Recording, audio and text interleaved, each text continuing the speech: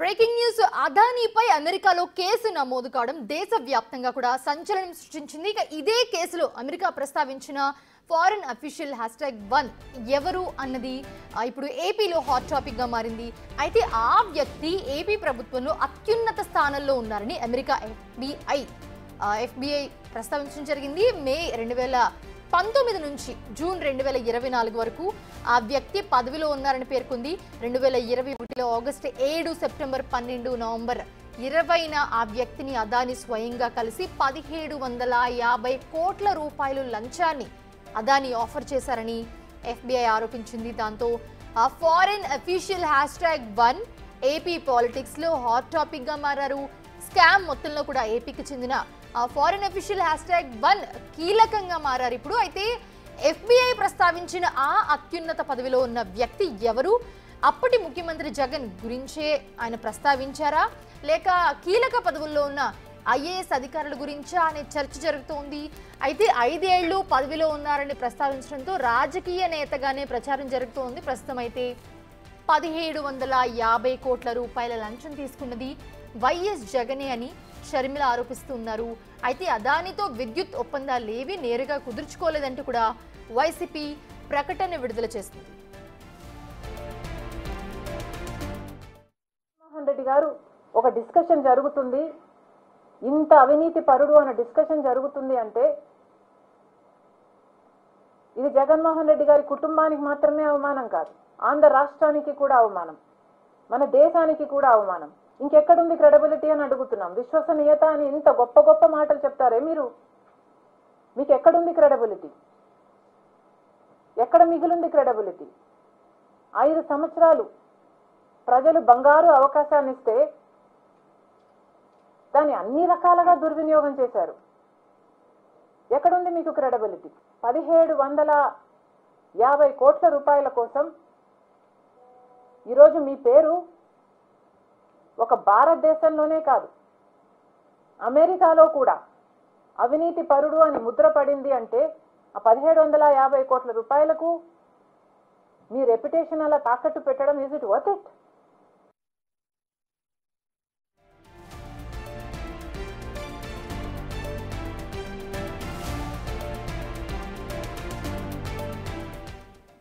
Right, ఇదే అంశానికి సంబంధించి మరిన్ని అప్డేట్స్ మా ఎగ్జిక్యూటివ్ ఎడిటర్ అశోక్ అందిస్తారు. అశోక్, ప్రస్తుతం చూస్తున్నాము దేశవ్యాప్తంగా ఒక సంచలన విషయం అనే చెప్పాలి.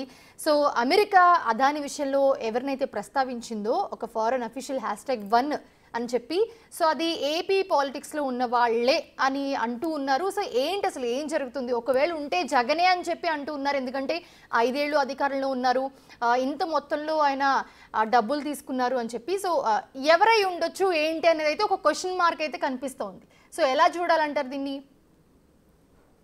ఒక దేశం మొత్తాన్ని కూడా కుదిపేస్తుంది ఈ అదానీ లంచాల కేసు అనేది. బేసిక్గా గతంలో కూడా అదానీ మీద హిండెన్బర్గ్ రిపోర్టు వచ్చినప్పుడు కూడా, ఈ స్కామ్ బయటపడినప్పుడు కూడా ఇంతటి ప్రకంపనలు తెలుగు రాష్ట్రాలు ఎప్పుడు కూడా రాలేదు, ఎందుకంటే తెలుగు రాష్ట్రాలకి అది సంబంధం లేదు కాబట్టి. కానీ ఇప్పుడు దేశం మొత్తం ఆంధ్రప్రదేశ్ వైపు ఎందుకు చూస్తోంది అంటే, మీరు చెప్పినట్టుగా ఈ స్కామ్ అంతా కూడా, అదానీ స్కామ్ అంతా కూడా ఆంధ్రప్రదేశ్ ప్రభుత్వంతో, అంటే గత సర్కారుతో చేసుకున్న ఒప్పందాల్లో జరిగిన లంచాల ప్రక్రియలో భాగంగానే కాబట్టి ఇప్పుడు దేశమంతా కూడా ఆంధ్రప్రదేశ్ ప్రభుత్వం అనేది గత సర్కార్ని వేలెత్తి చూపిస్తోంది. ఒక విధంగా చెప్పాలంటే ఒక తెలుగు రాష్ట్రం గజగజ వణికే పరిస్థితి ఏర్పడుతుంది. ప్రపంచమంతా కూడా డిస్కషన్ జరుగుతుంది, ఎందుకంటే అదానీ కంపెనీ ఒక రాష్ట్ర ప్రభుత్వంతో చేసుకున్న ఒప్పందంలో భాగంగా ఇచ్చిన లంచాల మొత్తాన్ని చూసి ఇప్పుడు అమెరికా కోర్టులో కేసు విచారణ జరిగితే అది ఆంధ్రప్రదేశ్లో ప్రకంపనలు మొదలవటం అనేది, ఢిల్లీ స్థాయిలో చర్చ జరగటం అనేది, ఎంటైర్ నేషనల్ మీడియా అంతా కూడా వాళ్ళ ఆంధ్రప్రదేశ్ గురించి, గతంలో ఉన్న జగన్ ప్రభుత్వం గురించి డిస్కస్ చేసుకుంటున్నారంటే ఇది ఎంతటి సంచలనమో చూడాల్సి ఉంటుంది. ఎందుకంటే ఇది చిన్న కేసు కాదు, ఆషామాషీ కేసు కాదు. ఈరోజు ఈ ఒక్క స్కామ్ బయటకు వచ్చిన తర్వాత, అమెరికా న్యూయార్క్ కోర్టులో వివాదం బయటకు వచ్చిన తర్వాత, ఈ కేసు విచారణ జరిగి అదానికి non bailable warrant issue, arrest warrant issue చేసిన తర్వాత ఏకంగా అదానీ షేర్లు కొన్ని లక్షల కోట్లు పడిపోయాయి. అదానీ షేర్లు కొని ఈరోజు దేశవ్యాప్తంగా కొన్ని లక్షల మంది జనాభా ఎవరైతే ముదుపరులు కోట్ల రూపాయలు నష్టాన్ని ఎదుర్కోవాల్సి వచ్చింది. ఇది కేవలం ఈ ఒక్క స్కామ్ వల్ల, ఆంధ్రప్రదేశ్ ప్రభుత్వంతో చేసుకున్న ఒప్పందం వల్ల. సో దాని గురించే ఇంత డిస్కషన్ జరుగుతుంది. ఇక రెండోది, మీరు అన్నట్టుగా ఫారిన్ అఫీషియల్ ఎవరు అన్నది ఇప్పుడు విపరీతమైన డిస్కషన్ జరుగుతుంది. అసలు ఫారిన్ అఫీషియల్ అన్న ఈ పేరు ఈ పదం ఎందుకు బయటకు వచ్చింది అంటే న్యూయార్క్ కోర్టులో అదానీ స్కామ్కు సంబంధించి వాళ్ళు సబ్మిట్ చేసిన అక్కడి FBI న్యూయార్క్ కోర్టులో సబ్మిట్ చేసిన రిపోర్ట్ ఇది. దాదాపు 24 పేజీల రిపోర్ట్లో ఈ 3 పేజీల్లో పేర్కొన్న ఈ అంశం అనేది అత్యంత క్రిటికల్ అవుతుంది. ఎందుకు అంటే అక్కడి న్యూయార్క్ కోర్టులో అక్కడి ప్రాసిక్యూటర్ నిన్న న్యాయమూర్తి ముందు చదివి వినిపించిన రిపోర్ట్లో, అది FBI రూపొందించిన ఈ రిపోర్ట్ని చదివి వినిపించిన సందర్భంలో ఫారిన్ అఫీషియల్ అన్న పదాన్ని ప్రధానంగా వినియోగించారు. ఫారిన్ అఫీషియల్ అంటే మన ఇండియాలో డిస్కస్ చేసుకుంటుంటే ఫారిన్ అంటే ఏ అమెరికానో ఆస్ట్రేలియానో లేదా పక్క పొరుగు దేశాల్లో ఉన్న వ్యక్తుల్ని అక్కడ అధికారుల్ని సిబ్బందిని వాళ్ళందరినీ ఫారిన్ అఫీషియల్గా మనం ట్రీట్ చేస్తూ ఉంటాం.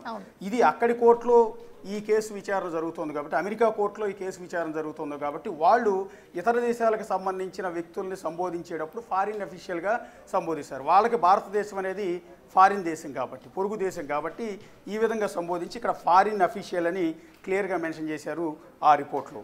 అక్కడ ఫారిన్ అఫీషియల్ #1 అంటే అత్యంత ప్రధానమైన ఆరోపణలు ఎదుర్కొంటున్న వ్యక్తి, ఏ వ్యక్తికైతే అదానీ గ్రూప్ లంచాలు ఇవ్వచూపిందే అన్న వ్యక్తిని ఫారిన్ అఫీషియల్ 1గా వాళ్ళు పేర్కొనడం అనేది జరిగింది. అక్కడ క్లియర్గా రాశారు, foreign official 1 was a citizen of India who రెసిడెడ్ in India from approximately May 2019 through June 2024. Foreign official 1 served as a high-ranking government official of Andhra Pradesh.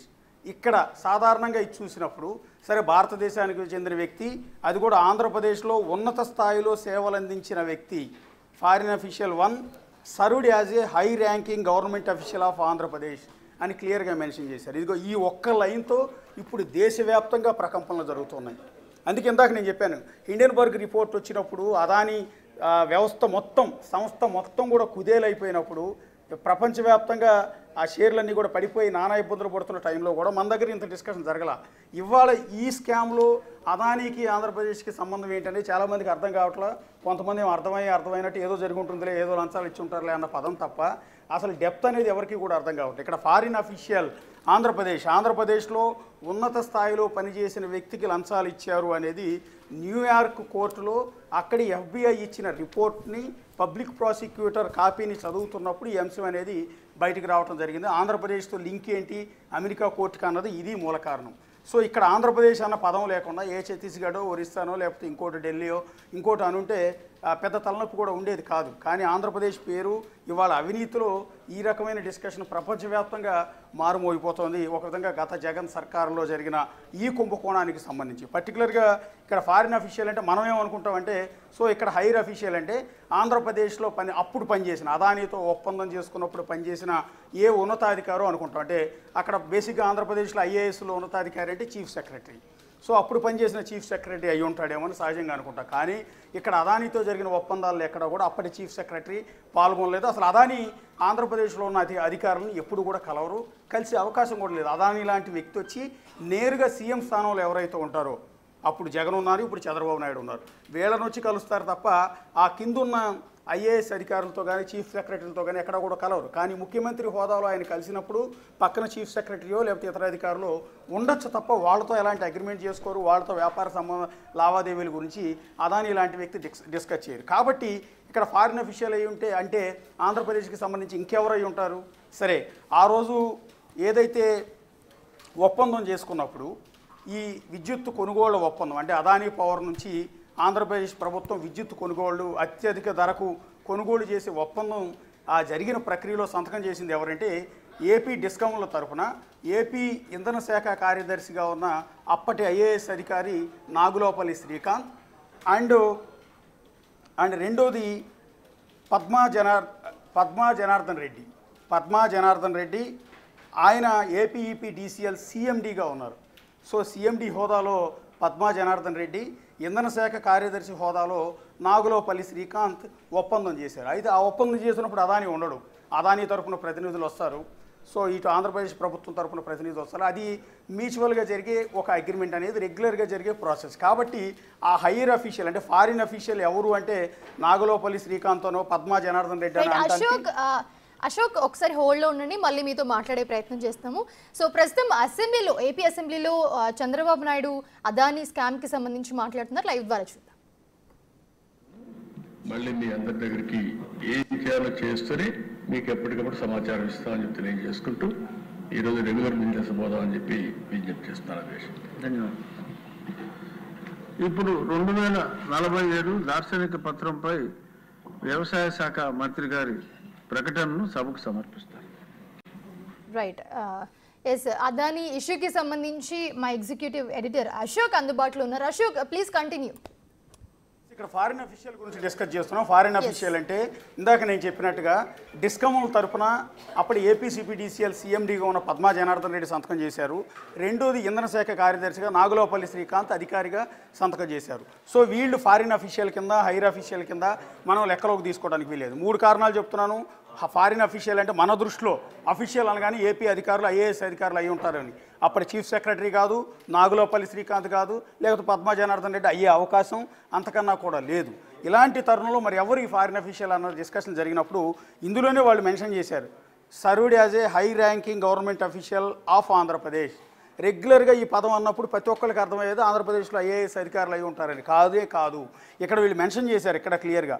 Approximately May 2019 through June 2024, అంటే 2019 మే నుంచి 2024 జూన్ వరకు ఆంధ్రప్రదేశ్లో ఉన్నత స్థానంలో సేవలు అందించిన వ్యక్తి అని అర్థం. అది రాజకీయ నాయకుడా, ముఖ్యమంత్రి, ఐఏఎస్ అధికారా, ఐపీఎస్ అధికారా అన్నది కాదు వాళ్ళ ఉద్దేశం. ఆంధ్రప్రదేశ్కు సేవలు అందించిన కీలకమైన స్థానంలో ఉన్న వ్యక్తి ఎవరు అంటే ముఖ్యమంత్రి అని అర్థం. చీఫ్ సెక్రటరీ కాదు, నేను చెప్పినట్టు ఇంధన శాఖ కార్యదర్శి నాగులోపల్లి శ్రీకాంత్ కాదు, పద్మా జనార్దన్ రెడ్డి కాదు. సంతకాలు వాళ్ళు పెట్టి ఉండొచ్చు కానీ అత్యంత కీలకమైన ఉన్న స్థానంలో ఉన్న వ్యక్తి అంటే నాగులోపల్లి శ్రీకాంత్ కూడా వీళ్ళు ఇచ్చిన డేట్ ప్రకారం May 2019 నుంచి June 2024 వరకు ఉండే అవకాశం లేదు. పద్మా జనార్దన్ రెడ్డి 2024 వరకు ఉండే అవకాశం కూడా లేదు. అట్లాగే చీఫ్ సెక్రటరీగా ఉన్న వ్యక్తి కూడా ఎప్పుడైతే వైఎస్ జగన్ సర్కార్ ఏర్పడినప్పటి నుంచి 2019 మే నుంచి June 2024 వరకు చీఫ్ సెక్రటరీ కూడా 5 ఏళ్ల పాటు, పూర్తిగా 5 ఏళ్ల కాలం పాటు పదవి సేవలు అందించే అవకాశం లేదు. 5 ఏళ్ల పాటు ఆ స్థానంలో కూర్చున్నది కేవలం సీఎంగా జగన్మోహన్ రెడ్డి మాత్రమే. చీఫ్ సెక్రటరీ ప్రస్తావన ఎందుకు తెచ్చామంటే చీఫ్ సెక్రటరీలు బహుశా 2-3 మారినట్టున్నారు. మొదట్లో ఉన్న ఎల్వి సుబ్రహ్మణ్యం 6 నెలలకే ఆయన తప్పించేసి ఇంకో చీఫ్ సెక్రటరీని తీసుకున్నారు. కాబట్టి ఎవరు కూడా 5 ఏళ్ల పాటు ఐఏఎస్ అధికారులు పూర్తి స్థాయిలో సర్వీస్ ఒకే పొజిషన్లో అందించే అవకాశం లేదు. కాబట్టి ఇక్కడ FBI నివేదించిన ఈ రిపోర్ట్లో అదానీ దగ్గర దొరికిన ఆధారాలను బట్టి ఆంధ్రప్రదేశ్ ప్రభుత్వంలో ఫారిన్ అఫీషియల్ అంటే 2019 మే నుంచి 2024 జూన్ వరకు సేవలు అందించిన వ్యక్తి జగన్మోహన్ రెడ్డి మాత్రమే. సో ఆ తర్వాత ఉన్న మంత్రులను ఎవరిని కూడా హైయర్ అఫీషియల్గా, హై ర్యాంకింగ్ అఫీషియల్గా మనం లెక్కలో చూడటానికి వీల్లేదు. కాబట్టి ఇక్కడ జగన్